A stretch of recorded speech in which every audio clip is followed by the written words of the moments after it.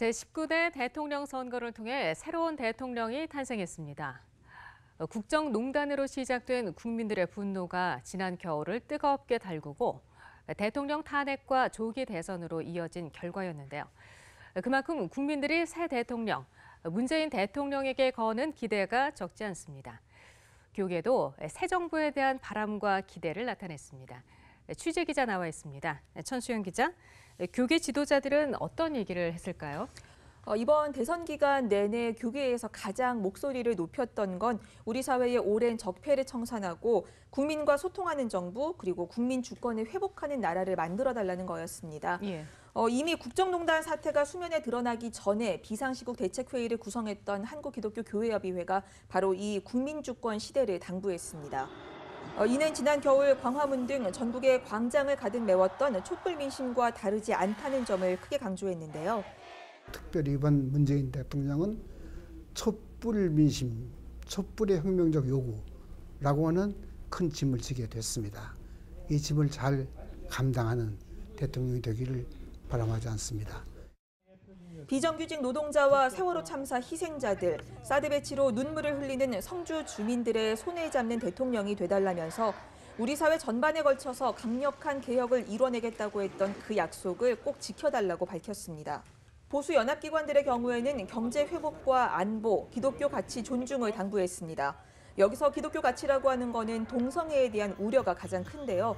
문재인 대통령은 이미 후보 시절에 동성애와 동성혼을 반대한다는 입장을 밝혔습니다. 바로 이 입장을 국정 수행에 반영해달라는 겁니다. 안보 문제에 대해서도 중요 관심사였습니다. 한반도 위기 상황에 대해서 분명한 안보관을 요구했습니다. 한국 사회가 안보에 대해서 또 불안해하고 있는데 그 안보의 문제도 성실하게 북한과 미국 또 주변 국가와 더불어서 협력해서 나아갈 수 있는 그런 대한민국을 만들어가기를 소원합니다. 그리고 진보 보수를 넘어서 우리 사회의 갈등을 극복할 수 있도록 힘써달라는 게 교계 지도자들의 주문이었습니다. 보수냐 진보냐 이런 등등 가지고 지역이 어디냐에 따라서 좀 혼란했고 국민들이 혼란한 점도 없지 않아 있었습니다. 이제는 새 대통령이 뽑혔으니까 그동안 혼란했던 국론이 이제 하나가 되어서 당파와 지역을 초월한 탕평 인사와 통합 내각 구성을 통해서 국론을 모아나갈 것도 당부했습니다. 네.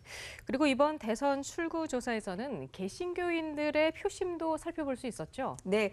지상파 3사가 실시했던 대선 이래 심층 출구조사에서 응답자 가운데 690명이 개신교인들이었습니다. 예. 이 심층 출구조사 결과에서도 개신교인들 역시 문재인 대통령을 가장 많이 지지한 것으로 나타났습니다. 39.3%가 문재인 대통령을, 25.9%가 안철수 후보를, 그리고 21.5%가 홍준표 후보를 찍었다고 응답했습니다. 또 응답한 개신교인들의 정치적 성향을 살펴보면 보수가 29.7%, 진보가 29%, 중도가 36%로 나타나는데요. 보수와 중도 성향의 교인들 일부가 이 진보 성향을 나타낸 문재인 대통령을 선택했다는 걸 알 수 있습니다. 예. 후보를 선택한 가장 큰 이유로는 부패와 비리 청산이 22%로 가장 많았고 경제 성장과 발전, 도덕성, 국민 통합 등의 순으로 나타났습니다. 새 정부의 최우선 국정 과제로는 2명에 1명꼴로 경제 활성화와 일자리 창출을 꼽았고요.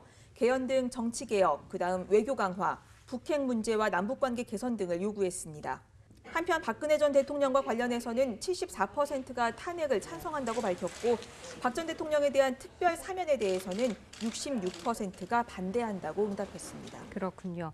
네, 문재인 대통령의 당선으로요. 교계가 그동안 관심을 보였던 정책들이 앞으로 어떻게 풀려갈지 관심을 모을 것 같은데요. 그렇습니다.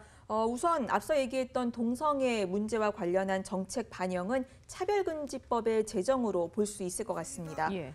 동성애를 지지하지 않는 것과는 별개로 동성애자가 차별받지 않게 하는 제도를 마련하는 것, 그리고 동성애를 지지하지 않는 이들이 역차별을 받지 않도록 하는 것, 이런 이슈들을 어떻게 정리할지를 좀 살펴봐야 할 것 같고요. 예. 종교인 과세는 내년부터 시행할 예정이었지만 이 문재인 대통령이 후보 시절에 이를 유예할 수 있다는 입장을 밝힌 바 있어서 당장 내년이 아니라 2년 정도 유예될 가능성이 높습니다. 또 북핵 문제와 대북 관계 등에 있어서는 이미 햇볕 정책을 줄곧 내세웠었죠. 예. 대북 지원 단체들과 교계가 원하는 대북 인도적 지원이라든가 북한과의 대화 등이 추진될 것으로 보입니다. 당선되자마자 곧바로 국정 운영에 들어갔던 문재인 대통령은 이번 첫 청와대 인사부터 탕평 인사였다, 이런 호평 속에 시작을 했습니다. 예. 앞으로도 국민들의 뜻을 살펴서 국정 운영과 정책 집행을 잘 이어가 주기를 기대합니다. 네, 정말 새 대통령에게 거는 기대가 그 어느 때보다도 큰 것 같습니다. 자, 이번에는 끝까지 그 기대에 부응하는 그런 대통령으로 남길 저도 기대를 하겠습니다. 천수영 기자 잘 들었습니다.